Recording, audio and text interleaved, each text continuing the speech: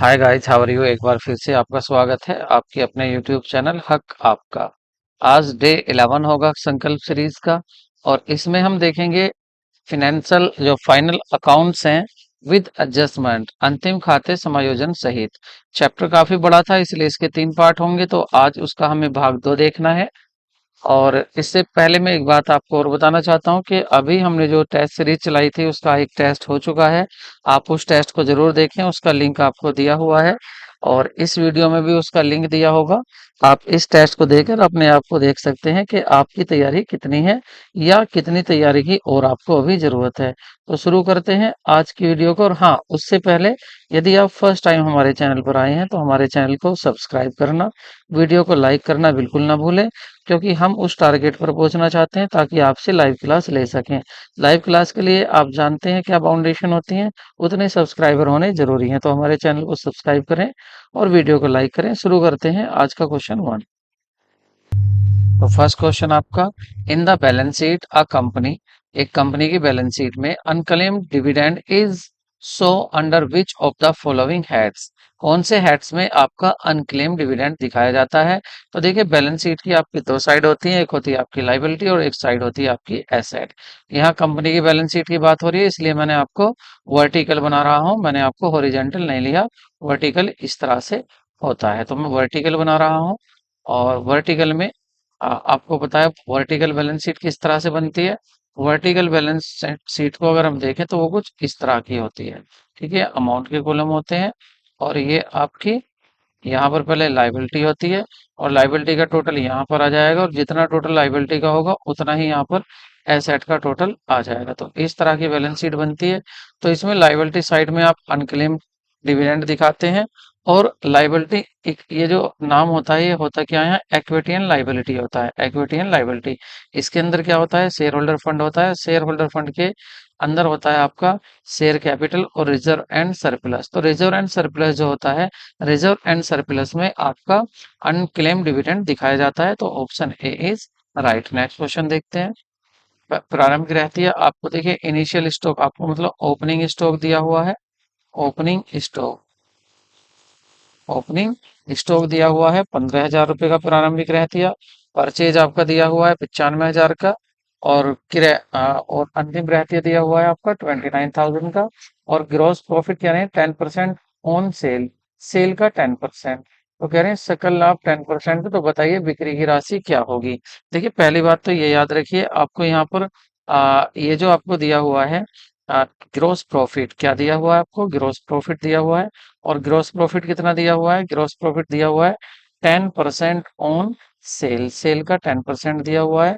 और आप क्या करेंगे, इसको लिख सकते हैं आप 10/100 ऑन सेल। आप इसको ऐसे कह सकते हैं ऑन सेल।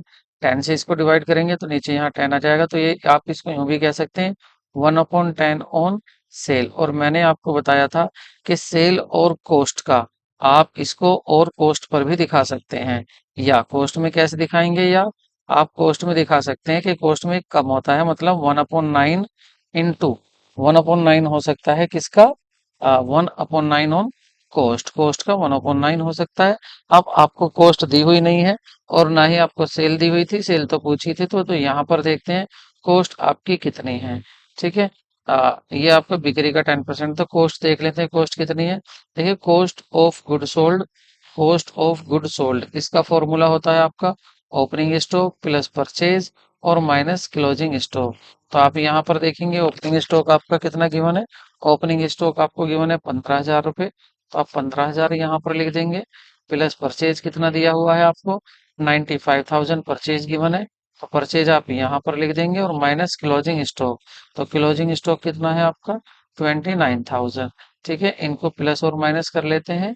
तो आपका 95 में ऐड करेंगे 1,10,000, 1,10,000 आपका ये आ गया 1,10,000 और इसमें से आप माइनस कर देंगे 29,000। ठीक है, तो ये बच जाएंगे आपके 81,000। ठीक है, यहाँ पर 81,000 आ गए। ये क्या है आपके कॉस्ट ऑफ गुड सोल्ड।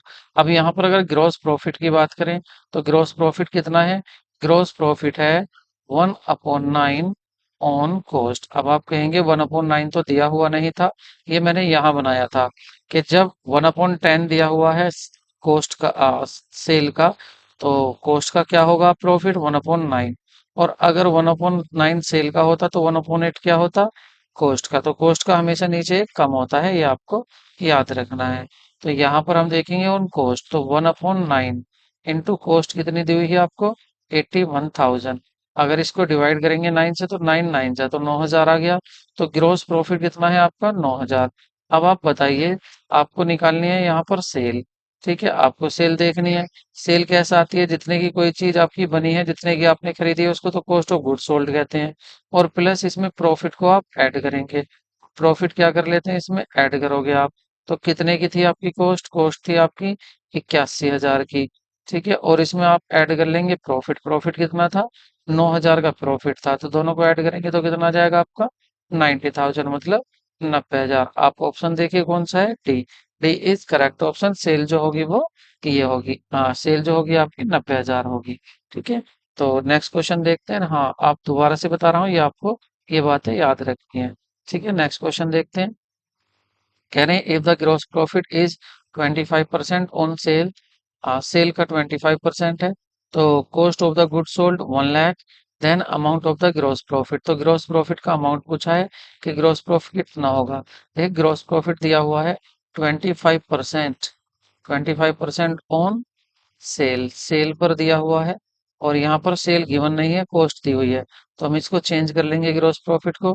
पहले तो इसको हम बनाएंगे फ्रैक्शन में, तो परसेंट हटाकर नीचे क्या आ जाएगा, 100 ऑन सेल, सेल का। ठीक है, तो इसे डिवाइड करेंगे, 25 1 जा 25, और 25 से नीचे डिवाइड करेंगे तो 4, तो ये आ गया 1/4 किसका, ऑन सेल, सेल का 1/4। मैंने आपको बताया कि सेल से आप आसानी से अपना कॉस्ट का भी बना सकते हैं। बस नीचे आपको कॉस्ट पर जाना है तो एक कम करते हैं, और सेल पर जाना है तो एक बढ़ाते हैं। तो आपका कितना हो जाएगा, इसको और मतलब या आप क्या कर सकते हैं, इसको ऐसे भी कह सकते हैं कि 1/3 ऑन कॉस्ट। अब आप देखिए, यहाँ क्या था, यहाँ आपका सेल था, और अब यहाँ क्या हो गया, कॉस्ट। और यहाँ 1/4 की जगह 1/3 हो गया। तो 1/3 इंटू कॉस्ट कितनी है, कॉस्ट दी हुई है आपकी 1 लाख, 1 लाख कॉस्ट लिख देंगे। और जब आप 3 से इसको डिवाइड करेंगे 1 लाख को, तो ये कितना आ जाएगा आपका, 33,333, 33,333। तो ऑप्शन क्या होगा आपका, D is correct option. Next question देखते हैं। कह रहे हैं, मान लीजिए, क्या मानना है कि ओपनिंग स्टॉक को एम कहते हैं, और परचेज को आपका एन कहते हैं, और ओपनिंग स्टॉक, क्लोजिंग स्टॉक को ओ कहते हैं, purchase cost of good sold को परचेज पी कहते हैं। तो पूछा क्या है, कह रहे हैं कि करेक्ट इक्वेशन क्या होगी।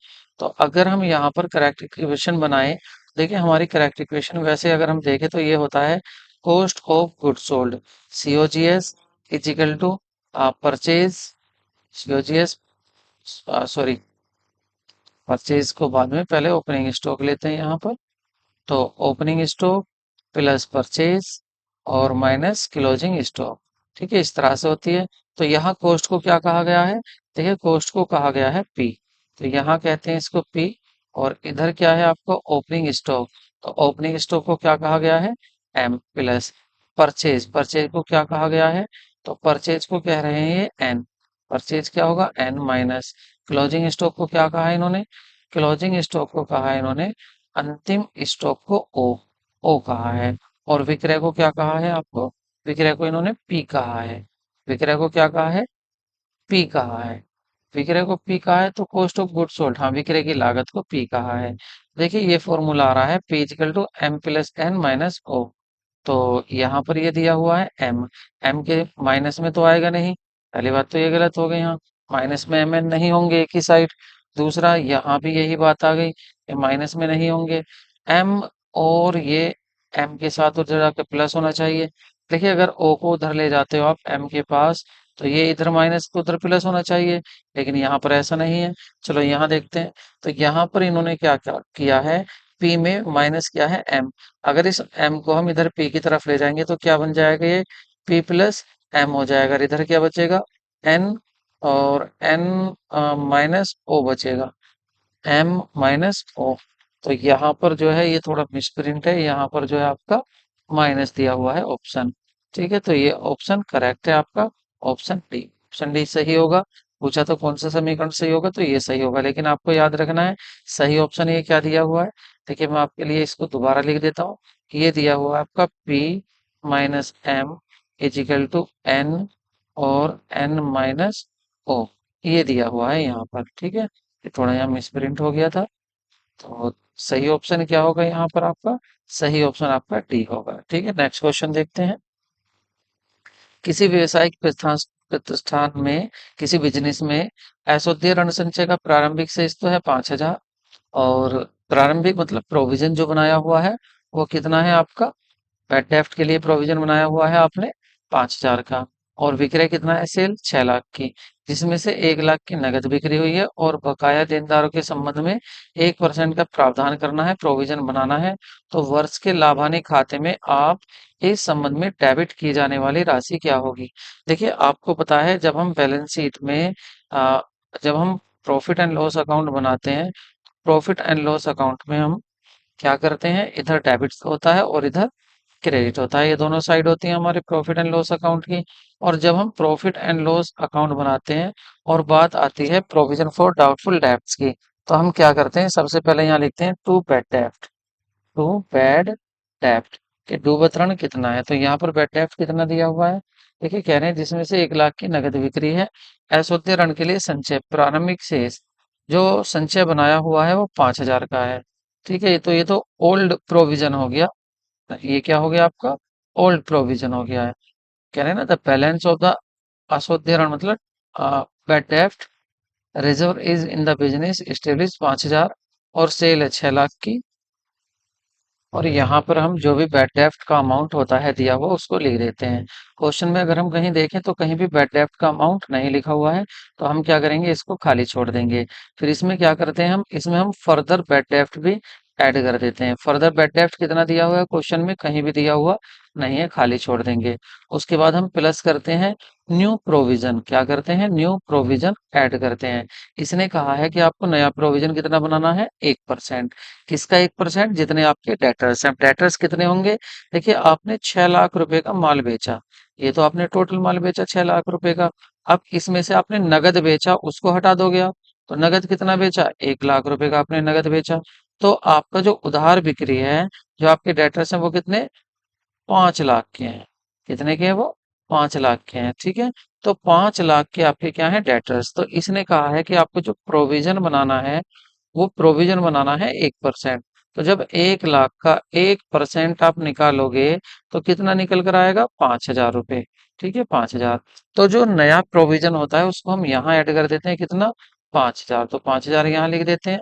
उसके बाद इसमें से माइनस करते हैं हम ओल्ड प्रोविजन, जो पहले से प्रोविजन बना रखा था। तो ओपनिंग बैलेंस कितना दिया हुआ, 5,000। तो ओल्ड प्रोविजन कितना है, 5,000 रुपये। इनको अब एडजस्ट कर लेते हैं, ये प्लस है ये माइनस, तो क्या आएगा बाहर, नील आएगा, मतलब जीरो। क्या आ जाएगा आपका, जीरो, नील आ जाएगा। तो आंसर क्या होगा आपका, नील, मतलब डी ऑप्शन करेक्ट होगा। यहाँ पर लॉस नहीं होगा क्योंकि आपने पहले प्रोविजन 5,000 का बनाया हुआ था और नया प्रोविजन भी आप 5 का बना रहे हैं, तो पुराना आपका प्रॉफिट का काम करेगा। तो जब पुराने को आप माइनस करेंगे नए से, तो आपका आंसर जीरो बचेगा। ठीक है, तो यहाँ पर कुछ नहीं आएगा। नेक्स्ट क्वेश्चन देखते हैं। Outstanding call are so in the balance sheet is the company. अदत्त मांगों को कंपनी के आर्थिक चिट्ठा में प्रदर्शित किया जाता है। अदत्त मांगे, ठीक है, अदत्त मांगे जो हैं आपकी वो कहाँ दिखाई जाती हैं, तो ये आपको बताना है। ऑप्शन फर्स्ट देखते हैं। ऑप्शन फर्स्ट में क्या कह रहा है, ऑप्शन फर्स्ट में कह रहा है by adding the share capital, share capital में ऐड कर देते हैं, या deducting the from the share capital, share capital से जो कोल्ड अप अमाउंट है उसमें से कम कर देते हैं, या head of the current asset में दिखाते हैं, करंट लाइबिलिटी में दिखाते हैं। देखिए जहां पर आप शेयर कैपिटल दिखाते हैं, जहां आप शेयर कैपिटल दिखाते हैं, शेयर कैपिटल में से आप क्या करते हैं, लेस कर देते हैं आपकी जो आपकी आउटस्टैंडिंग कॉल्स हैं। ठीक है, जो आपकी कॉल्स नहीं मिली हैं, मतलब जो कॉल आपकी नहीं मिली है, उन कॉल को आप यहाँ पर माइनस कर देते हैं। और माइनस करने के बाद जो भी आंसर आता है उसको आप दिखा देते हैं। तो इसको क्या करते हैं, आप डिडक्टिंग कर देते हैं कहाँ से, शेयर कैपिटल से। तो ऑप्शन क्या होगा करेक्ट, तो आपका करेक्ट ऑप्शन होगा बी। नेक्स्ट क्वेश्चन देखते हैं। नेक्स्ट क्वेश्चन में आपसे कह रहा है the closing balance of owner equity, equity owner की 21,000 दी हुई है और during the year the owner contributes 6,000 रुपये, 6,000 रुपये और उसने बिजनेस में लगाए और विड्रॉल कर लिया अपने, मतलब घर को अपने पर्सनल यूज के लिए 4,000 रुपये लेके भी चला गया। If the net income of the firm is year, और जो प्रॉफिट हुआ है वो 8,000 का हुआ है नेट। तो कह रहे ओनर की equity in the beginning, beginning में कैपिटल कितनी थी। ठीक है, तो अगर हम देखें तो यहाँ पर प्रॉफिट का एक फॉर्मूला होता है, प्रॉफिट का एक फॉर्मूला होता है। प्रॉफिट को कैसे फाइंड करते हैं, क्लोजिंग कैपिटल, क्लोजिंग कैपिटल मतलब वर्ष के अंत में कितनी कैपिटल है, क्लोजिंग कैपिटल, और उसमें से माइनस कर देते हैं आपकी ओपनिंग कैपिटल, ओपनिंग कैपिटल को माइनस कर देते हैं और ऐड कर देते हैं आप अपने ड्राइंग को, ड्राइंग को, या आपका एडिशनल कैपिटल जो होती है उसको भी माइनस कर देते हैं, माइनस एडिशनल कैपिटल, इसको भी आप माइनस कर देते हैं। ठीक है, तो यहाँ पर आपको प्रॉफिट कितना दिया हुआ है, 8,00,000 रुपए, 8,000 का प्रॉफिट दिया हुआ है इनका। और कह रहे हैं ओनर की इक्विटी जो थी क्लोजिंग, क्लोजिंग दी हुई है 21,000, तो क्लोजिंग कितनी आप 21,000 लिख देंगे माइनस, हाँ क्लोजिंग हो गया। उसके बाद कह रहे हैं ओपनिंग कैपिटल, ओपनिंग कैपिटल कितनी है, ओपनिंग कैपिटल पूछी गई है तो ओपनिंग कैपिटल ओपी ही लिख देते हैं, इसको ओपीसी, ओसी, ओसी लिख देते हैं ओपनिंग कैपिटल। और उसके बाद कह रहा है प्लस कर देते हैं आपका ड्राइंग, तो ड्राइंग कितना लेकर गया है, कह रहे हैं वो ड्राइंग जो किया है उसने 4,000 किया है, 4,000 ऐड कर देते हैं। उसके बाद एडिशनल कैपिटल कह रहे हैं कि ओनर ने कंट्रीब्यूट 6,000 रुपये और लगाए थे, तो इनको भी क्या कर देते हैं, इनको भी लेस कर देते हैं यहाँ पर 6,000 रुपये, ये भी लेस कर देते हैं। तो क्या होगा आपका देखिए 21,000, और आपका ये 4 और ऐड हो जाएंगे तो कितना हो जाएगा, ये हो जाएंगे आपके 25,000, 25 में से 6 कम हो जाएंगे तो ये 19,000। तो इधर तो बचे 19,000 माइनस ओपनिंग कैपिटल, और इधर बचा आपका 8,000 प्रॉफिट। आपको क्या करना है, माइनस ओसी ओपनिंग कैपिटल निकालनी है, तो 8,000 में ये माइनस हो जाएंगे 19,000, तो माइनस में आंसर आएगा। और माइनस में क्या आएगा आपका 11,000 माइनस के, तो माइनस के 11,000 बचेंगे आपके। और इधर क्या है माइनस का ओपनिंग कैपिटल, माइनस से माइनस कैंसिल होगा, तो ओपनिंग कैपिटल कितनी आ गई आपकी, ओपनिंग कैपिटल आ गई आपकी 11,000। ठीक है, फॉर्मूला आप याद रखना, ये फॉर्मूला अप्लाई होता है, ठीक है, यहाँ पर ओपनिंग कैपिटल वाला। तो सही ऑप्शन क्या होगा इसका, तो सही ऑप्शन आपका जी बिल्कुल डी होगा 11,000। नेक्स्ट क्वेश्चन देखते हैं।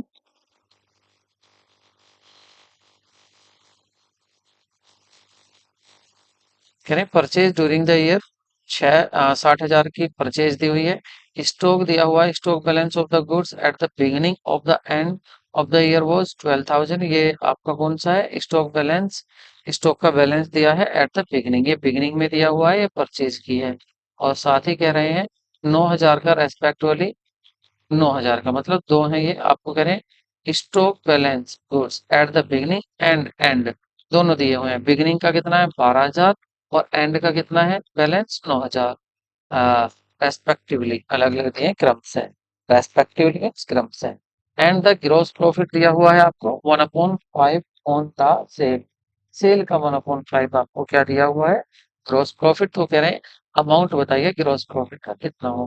तो यहाँ पर आपको परचेज भी दी हुई है, तो पहली बात तो यहाँ हम कॉस्ट ऑफ गुड सोल्ड इसको इजीली पता कर सकते हैं कि कॉस्ट ऑफ गुड सोल्ड क्या है। तो कॉस्ट ऑफ गुड सोल्ड क्या होता है, कॉस्ट ऑफ गुड सोल्ड का फॉर्मूला होता है आपका ओपनिंग, ओपनिंग स्टॉक, और उसमें आप क्या करते हैं परचेज, प्लस कर देते हैं आप परचेज, और माइनस कर देते हैं क्लोजिंग स्टॉक।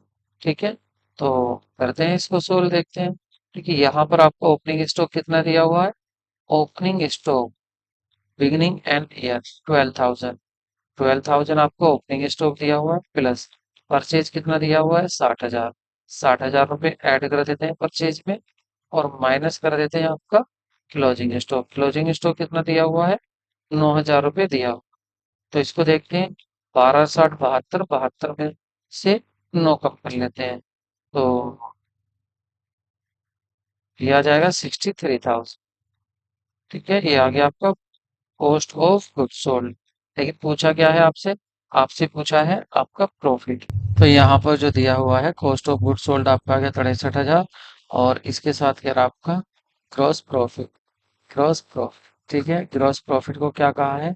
ग्रॉस प्रॉफिट को कहा है 1/5 ऑन सेल। आपको पता है, अगर सेल का 1/5 है, 1/4 किसका होगा? ऑन कॉस्ट का। कॉस्ट का 1/4 होगा, एक कम होता है, ठीक है। तो 1/4 इंटू कॉस्ट। कॉस्ट कितनी दी हुई है अभी निकाली है हमने? 63,000। इसको डिवाइड कर लेते हैं 4 से, तो 4 से करेंगे, 4 × 1 = 4, बचे 2, 4 × 5 = 20, बचे 3, 4 × 7 = 28, बचे 2, 4 × 5 = 20 और एक जीरो, 15,750। तो ऑप्शन क्या होगा आपका? ए इज करेक्ट। तो ए इज आपका एक ऑप्शन करेक्ट होगा। नेक्स्ट क्वेश्चन की तरफ चलते हैं, और नेक्स्ट क्वेश्चन क्या कह रहा है? कह रहे हैं कि निम्नलिखित में से अंतिम खातों में सम्मिलित नहीं है। देखिए, अंतिम खाते जो होते हैं, तो उसमें आपका व्यापार खाता, लाभानी खाता, लाभानी खाता नियोजित खाता, और कैश बुक, बैलेंस शीट, ये नहीं होता है आपका कैश बुक। क्या नहीं होता है? कैश बुक नहीं होता है। ट्रेडिंग अकाउंट होता है, प्रॉफिट एंड लॉस अकाउंट होता है। आप trading and profit and loss होता है, प्रॉफिट एंड लॉस एप्रोप्रिएशन भी बना लेते हैं, लेकिन कैश बुक नहीं बनाते हैं, बैलेंस शीट भी होती है। ठीक है, तो इसका सही आंसर क्या होगा? सी। इसने पूछा था अंतिम खातों में क्या नहीं होता है। देखिए, जब हम फाइनल अकाउंट की बात करते हैं अंतिम खातों की, तो पहले बनाते हैं हम ट्रेडिंग अकाउंट। क्या बनाते हैं? Trading account. इसको कहते हैं व्यापारिक खाता। व्यापारिक खाता, ठीक है। तो व्यापारिक खाता होता है आपका, और उसके बाद आप बनाते हैं प्रॉफिट एंड लॉस अकाउंट, ठीक है, लाभानी खाता। और उसके बाद बनाते हैं आप बैलेंस शीट, ठीक है, उसके बाद बनाते हैं आप बैलेंस शीट। तो ये तीनों होते हैं, तो यहाँ पर आप इनको तो शामिल करेंगे, बाकी कैश बुक नहीं होती। तो ऑप्शन सही क्या होगा आपका? आपका ऑप्शन सही सी होगा। नेक्स्ट क्वेश्चन देखते हैं, असोध्य एवं संदिग्ध ऋणों के लिए प्रावधान करना लेखांकन की किस अवधारणा पर आधारित है? तो ये है आपकी अवधारणा कंजर्वेटिज्म या रूढ़िवादिता। मतलब कंजर्वेटिज्म ही दिया हुआ है ये रहा। कंजर्वेटिज्म, ये दूसरा नाम होता है इसका प्रूडेंस। दूसरा नाम क्या होता है इसका? प्रूडेंस। प्रूडेंस, ठीक है। ये कहता है कि फ्यूचर में होने वाले जितने भी लॉस हैं उनके लिए प्रोविजन कर लीजिए, लेकिन जितना भी फ्यूचर का प्रॉफिट होगा उसके लिए प्रोविजन आपको नहीं करना है। ठीक है, तो ये सी ऑप्शन आपका सही होगा। नेक्स्ट क्वेश्चन देखते हैं।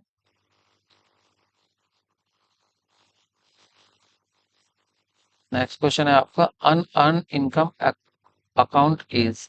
ये क्या है आपका अनअर्न? देखिए, ये कह रहे हैं अर्जित आय। ठीक है, अनन का मतलब है आपने जो कमाई नहीं है वो आय, लेकिन आपको आय हो चुकी, इनकम तो आपको हो गई, लेकिन वो आपने कमाई नहीं है। जैसे ए है और बी है। अब हम बी की बात करेंगे, बी का अकाउंट बना रहे हैं हम, तो बी की बात करते हैं। तो बी से ए ने कहा तू मेरा माल बिका दे और मैं तुझे कमीशन दूंगा। बी ने क्या काम किया? बी ने कहा कि ला तो दे दे पहले पैसे, कमीशन ही दे दे। ए ने कहा अभी क्यों दे दूं, पहले माल बिका दे।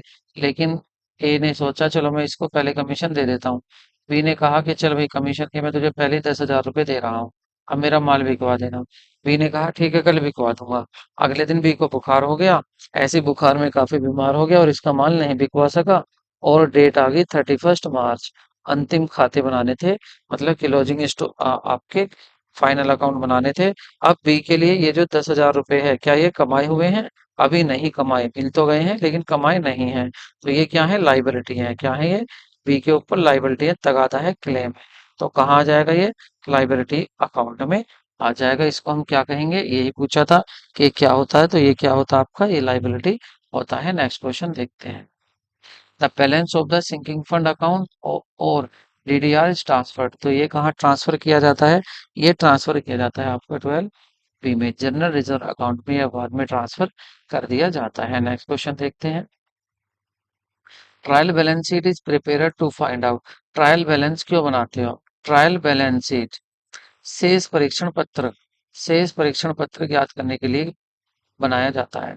तो शेष परीक्षण पत्र जो होता है आपका, ये क्यों बनाया जाता है? तो ये बनाया जाता है arithmetical accuracy of financial statement. मतलब जो ट्रायल बैलेंस होता है, जो आपका ट्रायल बैलेंस होता है, उसी का नाम बदल कर दे रहे हैं। ट्रायल बैलेंस क्यों बनाया जाता है? ये अर्थमेटिकल एरर जो होती है एक्यूरेसी, उसको चेक करने के लिए बनाया जाता है। ये आपको याद रखना है। पीछे भी समझाया था, ये तो हमने काफी इसका डिस्कस किया था जब तलपट चला था। Bank reconciliation statement is prepared to to find out the deposit of the year. इस बैंक रिकंसिलेशन स्टेटमेंट जो होता है, ये क्यों बनाया जाता है? क्वेश्चन ये है। तो ये क्यों बनाया जाता है, इसको देखना है। तो फाइंड आउट करने के लिए डिपॉजिट कितनी है आपकी पूरे साल की, या फाइंड आउट करने के लिए कि आपने कितना पैसा निकाला है पूरे साल में, या देखने के लिए कि एक्चुअल बैंक बैलेंस कितना है, या फाइंड आउट करने के लिए प्रॉफिट ऑर्गेनाइजेशन को कितना हुआ है। तो ऑप्शन सी इज करेक्ट। ये देखने के लिए बनाया जाता है कि आपका एक्चुअल में बैलेंस कितना है, रियल में आपका बैलेंस कितना है बैंक में। ठीक है, इसलिए आपका बनाया जाता है बैंक रिकंसिलेशन स्टेटमेंट। इसके ऊपर हम एक बिल्कुल सेपरेट वीडियो बनेगी, उस वीडियो में इसको डिटेल में देखेंगे। ठीक है, नेक्स्ट क्वेश्चन देखते हैं। Balance sheet of an organisation show the financial position that. तो फाइनेंशियल पोजीशन दिखाता है होल ईयर की, पूरे साल की, या on the day which is prepared, या जिस दिन ये बैलेंस शीट बनाई जाती है उस दिन की बताता है कि कितनी लाइबिलिटी और कितनी एसेट है, या आपका एक महीने की बताता है या एक वीक की बताता है। तो सही होगा जिस दिन ये बनाई जाती है बी, जिस दिन ये बनाई जाती है उस दिन दिखाता है कि आपकी लाइबिलिटी कितनी है और आपकी एसेट कितनी है, मतलब बिजनेस की पोजीशन क्या है। पोजीशन किस किस दिन की पोजीशन बताता है? जिस दिन ये बैलेंस शीट बनाई जाती है उसी दिन की पोजीशन दिखाता है। नेक्स्ट क्वेश्चन देखते हैं। कह रहा under which had will goodwill building and trademarks so be in the balance sheet of the company। Company की बैलेंस शीट में ये आपकी जो गुडविल है, बिल्डिंग है, ट्रेडमार्क्स है, इनको कहाँ दिखाया जाएगा? फिक्स एसेट में, करंट एसेट में, या लोन एंड एडवांस में, इन्वेस्टमेंट में। तो फिक्स एसेट होती है ये आपकी। ठीक है, क्या होती है आपकी? फिक्स एसेट होती है, और इनको फिक्स एसेट में ही दिखाया जाए। ठीक है, आप इसके लिए क्या करेंगे? कंपनी की बैलेंस शीट को जरूर याद कर लें। मैंने पहले भी कहा था कि 2013 की जो बैलेंस शीट दी हुई है आप उसको याद जरूर करें। नेक्स्ट क्वेश्चन देखते हैं। कंपनी के तुलन पत्र मतलब तुलन पत्र का मतलब क्या? Balance sheet. और बैलेंस शीट में कह रहे हैं किस हेड में प्रपोज डिविडेंड दिखाया जाता है। देखिए, प्रपोज डिविडेंड जो दिखाया जाता है वो आपका क्या करंट लाइबिलिटी है, क्या वो प्रोविजन है, रिलीवेंट प्रासंगिक है, या रिजर्व एंड सरप्लस है। बहुत ही इम्पोर्टेंट, अगर आप इसको देखें तो ये बहुत ही आपका इम्पोर्टेंट क्वेश्चन है। ठीक है, और इम्पोर्टेंट क्यों हो जाता है ये, इसके भी बताते हैं। देखिए, प्रोविजन में दिखाया जाता है, एक का क्या है, केवल प्रोविजन है कि आपने प्रोविजन किया है पोस्ट डिविडेंड का कि कितना इस साल देना है। ठीक है, ये आता है आपका प्रोविजन में। बैलेंस शीट आप याद कर लेना, बैलेंस शीट में से काफी कुछ आएगा आपके। उसके बाद है under which of the liability side balance sheet of the company will unclaimed dividend to be shown. Unclaimed dividend कहाँ दिखाएंगे? देखिए, एक तो था डिविडेंड, एक था आपका अनक्लेम्ड डिविडेंड। देखिए, यहाँ पर रिजर्व सरप्लस में, कॉन्टीजेंट लाइबिलिटी में, करंट लाइबिलिटी में, या प्रोविजन में, कहाँ दिखाएंगे? देखिए, इसका जो सही आंसर है, हाँ, इसका सही आंसर तो है आपका, वैसे तो इन्होंने दिया करंट लाइबिलिटी आयोग ने, लेकिन ये गलत। आयोग ने इसको सी दिया था, लेकिन ये गलत है। सही जो होगा ये दिखाया जाएगा आपका contingent liability, other current liability. कहाँ दिखाया जाएगा ये? Other current current liability. ठीक है, तो आपका जो अनक्लेम्ड डिविडेंड होता है कहाँ दिखाया जाता है, आपको याद रखना है। ये अदर करंट लाइबिलिटी पे दिखाया जाता है, लाइबिलिटी साइड। तो यहाँ से मैं ऑप्शन कौन सा लूँ? यहाँ तो मुझे नहीं दिखाया जा रहा, इसलिए ऑप्शन सही क्या होगा इसका? Other current liability. ठीक है, तो आप इसको याद रखेंगे। नेक्स्ट क्वेश्चन देखते हैं। निम्नलिखित में से कौन सा एक शेष परीक्षण पत्र द्वारा उद्घटित नहीं होगा? Which of the following will not be relevant by the balance sheet. Balance sheet से कौन सा रिलीवेंट नहीं है? Error in the posting is amount of the ledger, और wrong total is the ledger, या un un underestimate of gross profit percentage, या compensating error. तो कौन सा नहीं होगा? तो यहाँ पर आपसे क्या कहा है कि विच of the following will not be relevant by the balance sheet. Balance sheet से कौन सा रिलीवेंट नहीं है? तो सही क्या होगा आपका? डी। कहने का मतलब ये है, यह बैलेंस शीट या तुलन शेष परीक्षण पत्र द्वारा, शेष परीक्षण पत्र द्वारा, ये आपका बैलेंस शीट नहीं, ये है आपका ट्रायल बैलेंस। तो ट्रायल बैलेंस में कौन किसका पता नहीं चलता? एरर ऑफ पोस्टिंग पता चलता है। रॉन्ग टोटल कर दिया आपने लेजर का, उसका भी पता चल जाएगा। आपने ग्रॉस प्रॉफिट कम लिख दिया, उसका भी पता चल जाएगा। मैच ही नहीं होगा। और कंपनसेटिंग एरर ऐसी हैं, अगर कंपनसेटिंग एरर होगी तो इनका बैलेंस और इनका जो ट्रायल बैलेंस होता है, ट्रायल बैलेंस पे कोई असर नहीं पड़ता है। इसलिए ट्रायल बैलेंस इसका पता नहीं लगा सकता कौन सी कमी का, कौन सी एरर का। Compensating error.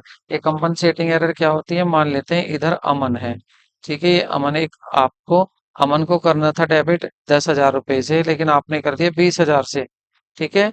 और फालतू से क्या कर दिया आपने? डेबिट कर दिया। कुछ दिन बाद फिर एक गलती और हो गई। फिर क्या गलती होगी? कि फिर गलती होगी आपको 20,000 रुपए से क्या करना था? क्रेडिट करना था, लेकिन आपने क्रेडिट कर दिया 20 की जगह कितने से? 30,000 से कर दिया। तो यहाँ जो 10,000 रुपये डेबिट हो रहे थे फालतू, वो यहाँ देखो खुद ही सही हो गए, ठीक है। तो जो पहले गलती से डेबिट हुए थे 10,000 रुपये फालतू, अब वो 10,000 फालतू क्या हो गए? क्रेडिट। तो ऐसी गलतियां ट्रायल बैलेंस में नहीं पकड़ी जाती हैं। तो ट्रायल बैलेंस इनसे एग्री ही होता है, डिसएग्री नहीं होता। दोनों साइड एक्सक्यूज में दोनों साइड बराबर ही होती है। नेक्स्ट क्वेश्चन देखते हैं। आज तबीयत ठीक नहीं थी, गला भी खराब हो रहा है, लेकिन फिर भी वीडियो तो बनानी है। तो लेट से ही बट बनानी है, कितना भी लेट हो जाए, कि जागना पड़े रात को, वीडियो बनानी है, क्योंकि इस बार आपका सपना साकार जरूर करना है। तो यहाँ पर कह रहा है match the item given column 1, और इसको कॉलम 2 से आपको मैच करना है। जैसे कह रहे हैं कैश बुक डेबिट बैलेंस। तो कैश बुक का जो डेबिट बैलेंस होता है, तो यहाँ पर देखिए कैश बुक डेबिट बैलेंस।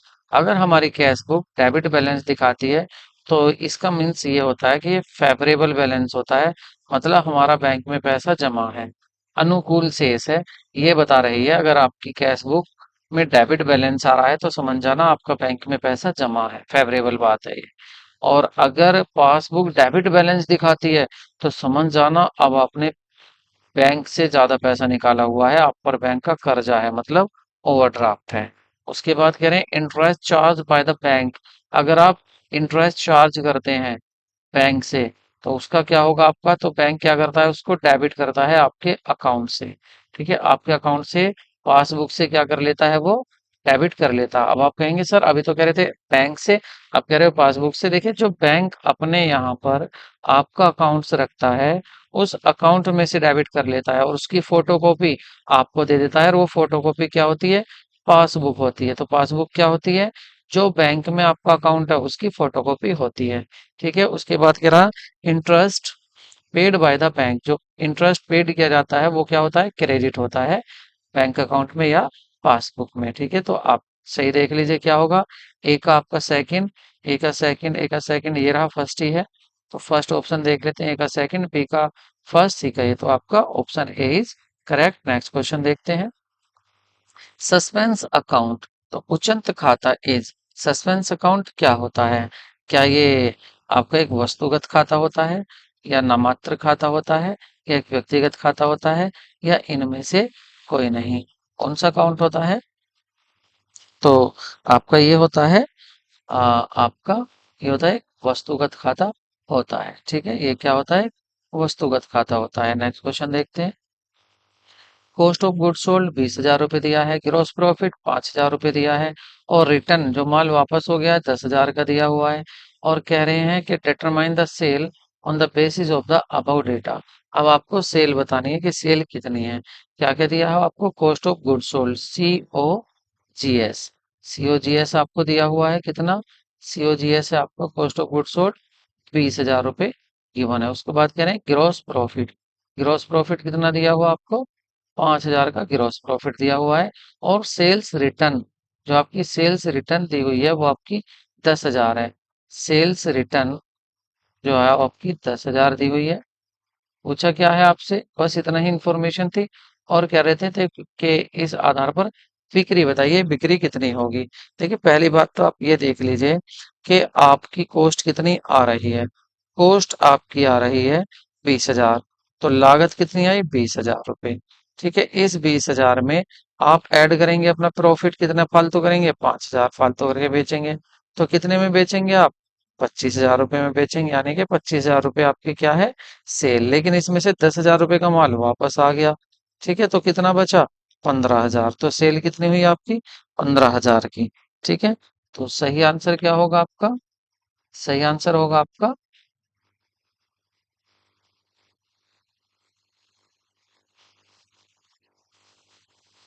सही आंसर होगा आपका यहाँ पर 25,000 सेल है। ठीक है, सेल कितनी हुई 25,000, वो बाद की बात है कि आपकी सेल तो हुई है 25,000 और आपका रिटर्न हो गया 10,000। लेकिन उन्होंने केवल क्या पूछा था, बस आपको क्या बताना है, आपको सेल बताना है, बिक्री बतानी है, बिक्री हुई कितनी। तो बिक्री कितने की हुई थी, 25,000 की हुई थी। तो बाद में वापस होगा माल, तो पहले तो बिक्री हो गई और इसने बिक्री पूछा है, तो बिक्री कितनी है 25,000 की। ठीक है, लेकिन अगर कहता कि आफ्टर एडजस्टमेंट या आफ्टर सेल रिटर्न, तो 15,000 हो जाता। लेकिन इसने कहा बिक्री कितने की होगी, तो बिक्री होगी आपकी 25,000 की। नेक्स्ट क्वेश्चन देखते हैं।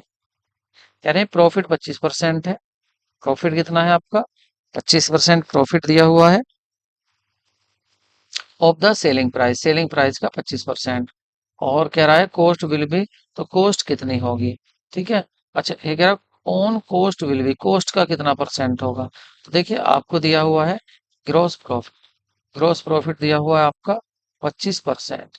25% को आप यूं भी लिख सकते हैं 25 और अपॉन 100, तो इसको लिख सकते हैं 1/4। ठीक है, ये तो हो गया आपका ऑन, क्या दिया हुआ है, ऑन सेल। ठीक है, ऑन सेल दिया हुआ है और इसका कॉस्ट का क्या हो जाएगा, 1/3 ऑन कॉस्ट हो जाएगा। ठीक है, और अगर इसको आप परसेंट में बनाएंगे तो 100 की मल्टीप्लाई कर देंगे, और जब इसको 100 की मल्टीप्लाई 100 से इसको काटेंगे तो क्या आ जाएगा, 33 सही ऑप्शन क्या होगा आपका, डी। डी क्या होगा आपका करेक्ट ऑप्शन। ठीक है, नेक्स्ट क्वेश्चन देखते हैं। Unfinished deduction on the bill discounted as. देखिए आपने भुनाए गए बिलों पर असमाप्त कटौती क्या है। आपने जो कटौती की है, आपने जो बिल को भुना लिया। बिल क्या होता है, जैसे ये आपका ए है और ये आपका, ए ने बिल लिखा है, बी पर बी ने एक्सेप्ट कर लिया है, ए के पास बिल आ गया है। क्यों लिखा था इसने, क्योंकि ए ने बी को उधार माल बेचा था, पैसा दिया नहीं, तो एक बिल लिख लिया कि मैं 3 महीने बाद तुझे पैसे दूंगा। ए को आज ही पैसे की जरूरत है, तो ए इस बिल को दे आया बैंक को, और बैंक से जैसे 10,000 रुपए का ये बिल था, तो इसको ए ने जाके बैंक को दे दिया, बैंक से कहा इसको डिस्काउंटेड कर दीजिए। बैंक ने इसको डिस्काउंटेड कर दिया, ए को 9,000 रुपए दे दिए, 1,000 रुपए कम। तो ये जो 1,000 रुपए कम दिए, ये जो डिस्काउंट था, तो इसको पूछा है ये डिस्काउंट क्या होगा। ये एक इनकम होगी, लाइबिलिटी होगी, income received advance, received in advance हो गया इनकम, या आपकी इनकम इन एरियर होगी। तो ये क्वेश्चन पूछा है। अब आपको ये समझ में आ गया होगा कि क्वेश्चन क्या था ये। अब आप बताइए आंसर क्या होगा। तो ये जो होती है कि लाइबिलिटी होती है। लाइबिलिटी क्यों होती है, अगर इस बी ने बैंक को पैसा नहीं दिया, तो वो पैसा ए को ही देना पड़ेगा सारा पैसा, इसलिए लाइबिलिटी होती है। नेक्स्ट क्वेश्चन देखते हैं। Balance sheet tells financial position of a particular. Balance sheet एक विशेष डेट को, मंथ को या ईयर को या आपकी 6 महीने को, कब को बताती है कि एक तिथि को, जिस डेट को आप बना रहे हैं, जिस डेट को आप बना रहे हैं बैलेंस शीट, उस डेट को दिखाती है आपकी पोजीशन। ठीक है, बैलेंस शीट जब भी बनाओगे जब भी पोजीशन दिखाएगी। कह रहे हैं लाभ जो है बिक्री का 50% है, तो प्रतिशत, तो यह लागत का प्रतिशत होगा। तो या ग्रोस प्रॉफिट दिया हुआ है 50% ऑफ सेल। ठीक है, 50% का मतलब क्या है, ये हो जाएगा 1/2, 1/2 ऑन, 1/2 ऑन सेल हो जाएगा। और अगर देखें कॉस्ट का, तो कॉस्ट का क्या होता है, कम होता है, 1/1 इंटू कॉस्ट। कॉस्ट का 1/1 हो जाएगा, तो 1/1 इंटू 100 करेंगे आप, तो 1 से 1 काटेंगे, 100 100 ही आएगा, तो 100%।